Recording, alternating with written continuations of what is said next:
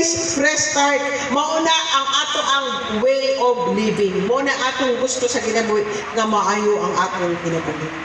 No, naamay pilyo sa mais. Adi na mo tanong si Bes, adi na ko tanong Bes, nga naman, failure na lagi. Kayo, so always start nga naman, new beginning. Na ay bago nga beginning, always new beginning. No, dili matag adlaw pariha, dili tanan adlaw pariha. Ang gusto sa Ginoo nga atong attitude, maayo ang atong attitude. Kaya nga naman, maayo atong relasyon sa Ginoo. So, ang atong point 1 is the new creation. So, ang creation, mauna ang creation, unsa man ang creation? So, creation, ang gibuhat. So, ingon siya, kita, gibuhat na sa Ginoo. No? Gibuhat na sa Ginoo, creation, no? Ibig sabihin, kung gibuhat ta, na ay nagbuhat sa atoa. Kinsa may nagbuhat sa atoa? Ang Ginoo. Very good. So, ang Ginoo ang nagbuhat sa atoa. So, ibig sabihin, ang tanan nga butang, tanan creation gibuhat sa Ginoo. So, ang ato ang Ginoo maoy atong creator. Siya ang nagbuhat sa atoa. Yes, no, nakita na ko tanan mabituon, akong giingon sa una lesson, gibuhat na tanan sa Ginoo. So, only the creator, ang creator lang ang nagbuhat lang ang mao hinungdan nga ma-accomplish ang tanan. So, kung naa kay pangandoy sa imong kinabuhi, naa kay gitanong o unsa man imong ginhipok sa imong kinabuhi, always di mo i-appeal ang creator, ang nagbuhat sa imuha. Kaya nga naman, siya ang susi nga makuha, ma-accomplish, mahitabo ang imong gustong mahitabo. Amen? Nasamta na to? Siya ang hinungdan nga nung ma-accomplish ang tanan. No, mo na nga, ginapakita dali kung new creation na ka, ayaw tanawa, ikaw. Ginapakita dali nga, ayaw pag self-centered. Ako lang ni. Huwag ka mag-self-centered nga, iwasan na ito na nga center ang atong self. Kaya because, dili tama ang center si Christ. So kung si Christ ang center sa imong kinabuhi, ma-accomplish ang tanan nimo nga gusto nga mahitabo sa imong kinabuhi. Amen. So dapat ato ning matunan kay 2026 na ang ato ang pagtan-aw always. Ang atong outlook ba, kanang atong pananaw always magsentro towards sa Ginoo. Manayon ako, kani mga bata diri makahuman ni sila. Kung atong pagtan-aw dili sa unsay kaya nato, kung dili unsay kaya sa Ginoo buhaton para sa atong mga anak. Munay ginamay hatag nato ang tanan sa Ginoo. Ingon siya, ang imong pananaw sa imong kinabuhi, dili mo gawas ang milagros Ginoo. Kaingon ko, ang milagros sa Ginoo mahitabo na sa imong kinabuhi. Kung gitan-aw nimo kung galingon nimo nga di man nimo ni kaya. Ang Ginoo ang sentro na sa atong kinabuhi. Ang atong pananawon na sa kalibutan. Imposible nga butang nga kaya buhaton posible sa Ginoo sa atong kinabuhi. Amen. Kita ninyo? Inaana ang kagwapo na niya. Kaya nga naman, wala na niyo gitanaw imong sarili. Kaya nga dito bago raming abot kang Thailand. Right? Unya, nag-atonig Thailand nga wala pagyud mi nga nagpalit og ticket nga kami ang nigasto. At tumig Malaysia nga di asabdo na nga og cruise ang duha ang katulong nga pinakataas nga hotel didto gihapon sa bangko sa Sky Hotel nga kung naa ka dito sa pinakataas ang pinakataas sa building nagpuyog-tuyog diri ang pinakataas. Grabe! Ang uban nga dili mo ato dito nga wala naka-check-in dito mo ato lang para ma-experience to nga musakay sila. Samantalang kami dito mi nagpuyo og 1 week atong hotela. Imposible. Right? Pero giampon ako every year. Ingon ko, Lord, pabiyahe amin. Ingon ako, di ba, natutulong ako sa inyo sana. Pag muaging aeroplano, nag-aataas ko sa kong kamot. Musakay ko nimo. In the mighty name of Jesus, musakay ko. Kaya nga naman, wala na ako na self-centered. Wala na ako gitanaw nga, kaya ba na mo?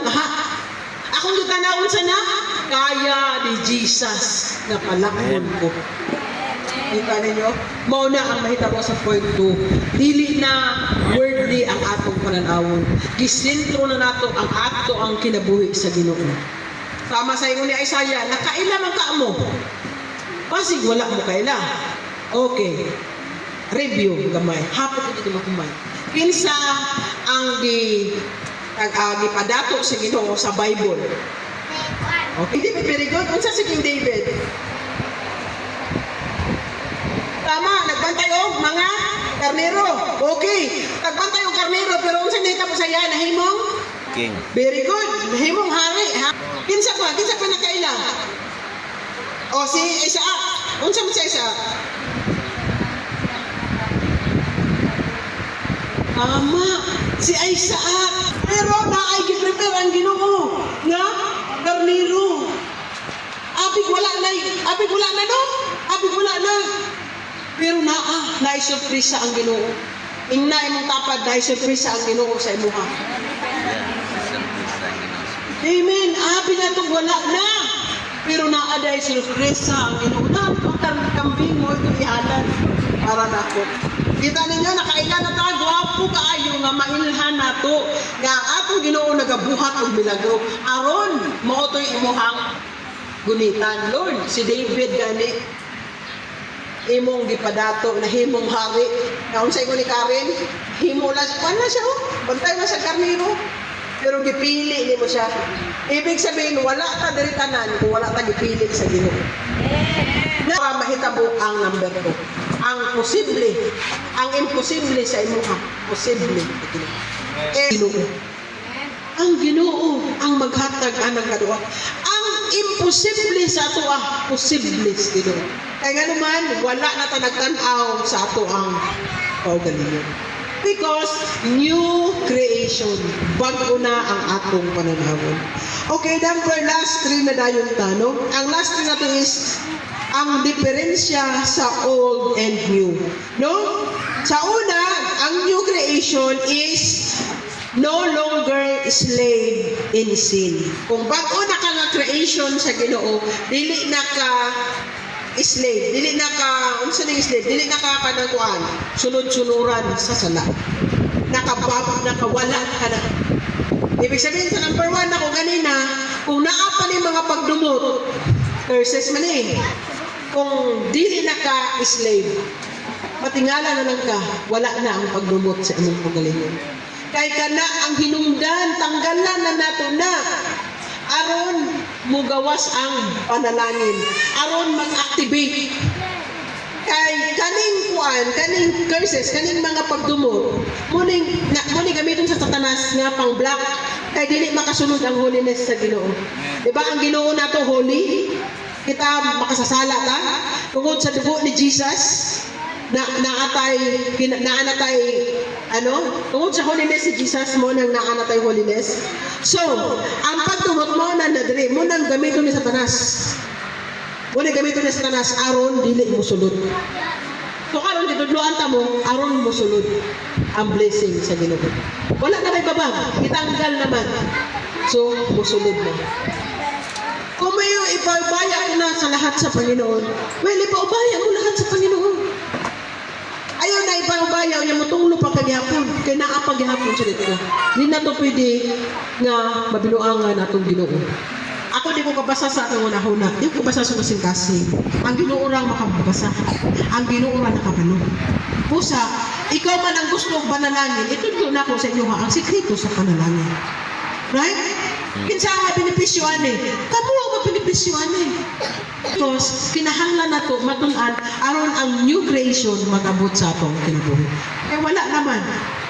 Okay naman. Naay mga failure in life. It's right. Okay na. Ano man. Una-una, din na ka self-centered. Ang Ginoo na ang imong gitanaw. So kung naay nagpasakit sa imuhang kasing-kasing, kinsa gipasakitan nila ang Ginoo. Okay, ayaw ka nilang pababa, isalit sa Ginoo ang tanan. Kay ipataas gihapon ng Ginoo sa imong kinabuhi. Lord, ipataas na ka taliwala nga wala ko, taliwala wala ko kwarta karon, ipataas na ka gihapon Ginoo. Dili ang kawad-una mo sa kwarta Ginoo nga mopalayo na ko sa imo. Dili sa balatian mopalayo na ko sa imo. Ikaw gyud akong unahon sa akong kinabuhi. Kung maabot nimo na nga point, nga maabot na nimo na nga point, nga bahala na ang Ginoo ra gyud paghuon sa Ginoo ang atong mga kinabuhi. And then new creation will come sa atong kinabuhi. So for our conclusion, no, kinahanglan dato nga naatay gibutan ako diri nga now we have the power to choose. So naatay gahom nga mamili, no?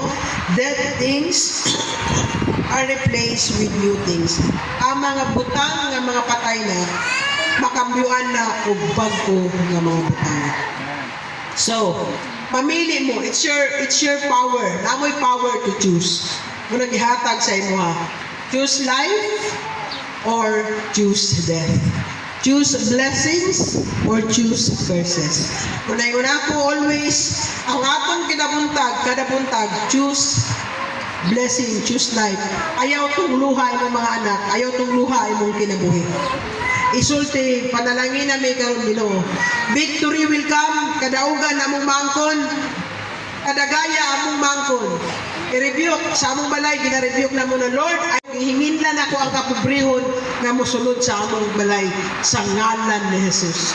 I command the angels of the Lord, dadak po ning espiritu sa pobre, galaglagon, way labot siya sa among kinabuhi. Amen? Because you have the power to save in Jesus' name. Ayaw i-welcome na pobre, nagyapo may pastura. Kahit bao na ang imong reality. Unsa imong gibaba, bao ang imong kinabuhi. So, isulti, madaugon ako mga anak. Malampuson mo. Ginoo, I rebuke the spirit of sickness, mga kasakit, sa ngalan ni Jesus, gihingin lang ako ng palayo mo sa mong panimalay, awa mo labot sa mong kinabuhi. Namay may sakit, yes, may sakit. Kasi ako na ako sakit. Pero, akong gina-rebuke daan. Ibig sabihin, wala ko yung nga, dili na lang ko anak-anak. No, i-refuse sa ngalan ni Jesus. Una, we have the power to choose. Kinahanglan lang sakto ang imong pilion. Ang mga butang na naglabay na, sirandaan na to, kalimutin na to, human na. Kaya na to, balik-baliki, human na to. New things, bago kinabuhi. Start ka fresh. Fresh, start ang gusto sa Ginoo at 2026. No? Aron, maangko na to, dungan ta sa pag-angkon sa kadagaya sa Ginoo.